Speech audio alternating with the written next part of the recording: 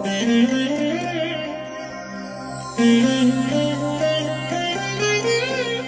దినం పరము నుండి దిగివచ్చు మాట. ఇది నీ జీవితానికి వెలుగుల బాట.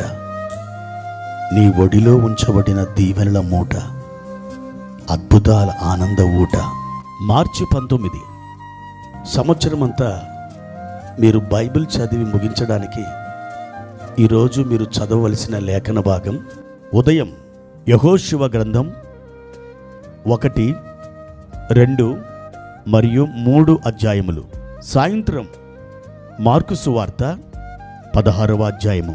ప్రియమైన దేవుని బిడ్డలారా, ఈ ఉదయకాల సమయంలో ప్రభు మీకు తోడుగా ఉండి మిమ్మలను బలపరిచి వర్ధిల్ల చేయునుగాక. ఆయన బలిష్టమైన రెక్కల క్రింద మీరు గొప్ప ఆనందాన్ని, సంతోషాన్ని, సమృద్ధిని అనుభవించబోతున్నారు.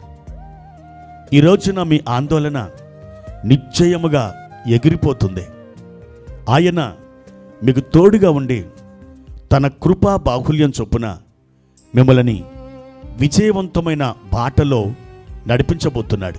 ప్రియ దేవుని బిడ్డలారా, ఈరోజు పరిశుద్ధాత్మ దేవుడు మన కొరకై ఏర్పరిచిన వాక్య భాగాన్ని చదువుకుందాం. నిర్గమకాండము 40వ అధ్యాయము 36, 37 వచనాలు. మేఘము మందిరం మీద నుండి పైకి వెళ్ళినప్పుడెలను ఇశ్రాయేలీలు ప్రయాణమైపోయిరి. ఇదే వారి ప్రయాణ పద్ధతి. ఆ మేఘము పైకి వెళ్ళని ఎడల అది వెళ్ళు దినము వరకు వారు ప్రయాణం చేయకుండిరి. ప్రియమైన దేవుని బిడ్డలారా, ఇశ్రాయేలీలు వారి స్వంతముగా వారికి ఇష్టమైన రీతిలో ఎక్కడికి పడితే అక్కడికి వెళ్ళడానికి వాళ్ళకి అధికారం లేదు. ఇప్పుడు వారొక క్రొత్త ప్రభుత్వం క్రిందికి వచ్చారు. అది దేవుని ప్రభుత్వం. ఈ లోకంలో అనేక మానవ ప్రభుత్వాలు ఉన్నాయి. ఆ మానవ ప్రభుత్వాలు ప్రజలకి సరి అయిన న్యాయము చేయలేకపోయినాయి. ఆ ప్రభుత్వాల వలన ప్రజలు ఎన్నెన్నో బాధలు పడ్డారు. ఎన్నెన్నో ఇరుకుల గుండా, రక్తపాతం గుండా వారు సాగి వెళ్ళారు. సంతోషం, సమాధానం అనేది లేక కడుపు చేతబట్టుకొని ఒక్క పూట కూటి కోసం ఎన్నో మైళ్ళ దూరం నడిచినటువంటి సందర్భాలు మానవ ప్రభుత్వాల క్రింద ఉన్న ప్రజలకి ఉన్నాయి. అయితే దేవుని ప్రభుత్వం అలాంటిది కాదు. అది చాలా ఆశీర్వాదకరమైనది, అది దీవెనకరమైనది, అది సమాధానకరమైనది, అది మృదువైనది, అది నెమ్మదినిచ్చున్నది, అది నీకు ఆనందాన్ని కలగచేయునది. ఇజ్రాయేలు ప్రజలు వారు మేఘాన్ని బట్టి ప్రయాణం చేయవలసినది. ప్రత్యక్ష గుడారం మీద నిలిచిన ఆ మేఘం అలాగే నిలవబడి ఉంటుంది.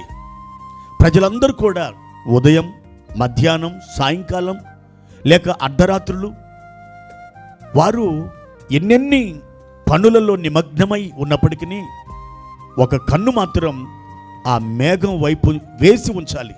ఎందుకనంటే ఆ మేఘం ఎప్పుడు కదులుతుందో ఎవరికి తెలియదు. ఆ మేఘాన్ని బట్టి వారు ముందుకు సాగవలసినది. ఆ విధంగా వారు తమ ప్రయాణాన్ని సెట్ చేసుకున్నారు. దేవుడు అందుకే ఆశీర్వాదకరమైన త్రోవల గుండా వారిని నడిపించారు. నీళ్లు లేని ఎడారిలో సముద్రమంత సమృద్ధిగా వారికి జలాన్ని దేవుడు ప్రవహింపజేశాడు. అది కూడా ఒక బండలో నుండి.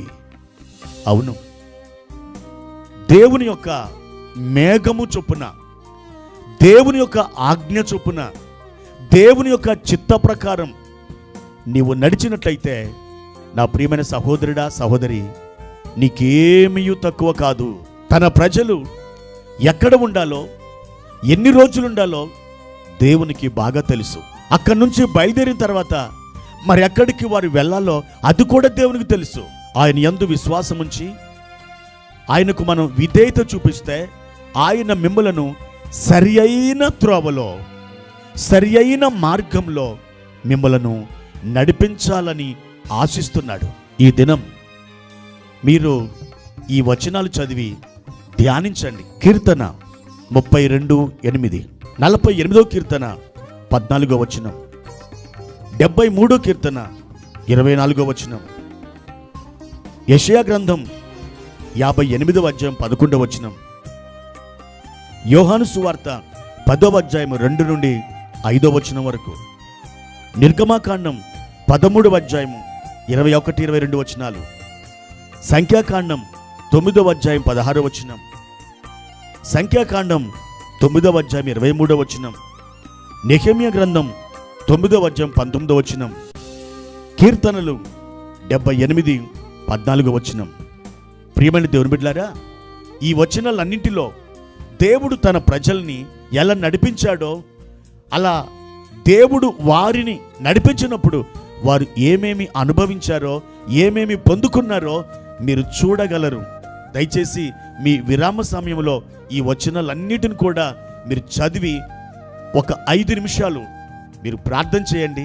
తప్పకుండా ఆయన మిమ్మల్ని కూడా సరి అయిన త్రోవలో నడిపిస్తారు. అలా నడిపించడానికి ఆయన సిద్ధముగా ఉన్నాడు. అందుకే తన దాసుని ప్రేరేపించి ఈ వర్తమానాన్ని మీకు అందిస్తున్నారు. దేవుడు మిమ్మల్ని ఆశీర్వదించునుగాక. ప్రార్థన. ప్రియమైన తండ్రి, మీ ఘనమైన నామానికి వందనాలు. ఈ ఉదయకాల సమయంలో మీ మేఘము మమ్మలను విజయపు బాటలో నడిపించునుగాక. మా నాయన, మనుషులు మమ్మల్ని నడిపించడం కంటే మీరు మమ్మల్ని నడిపించడం 10,000 శ్రేష్టము నాయన. మా తండ్రి, ఈ ఉదయం మా ప్రాణము, ఆత్మ, శరీరమును మీకు సమర్పించుకుంటున్నాం. సరియైన త్రోవలో మమ్మల్ని నడిపించి బలపరచుమని, విజయాన్ని మేము అనుభవించినట్లుగా కృప చూపించుమని యేసుక్రీస్తు నామమున ఈ ప్రార్థన చేసి అడిగి వేడుకుంటున్నాము తండ్రి. ఆమెన్.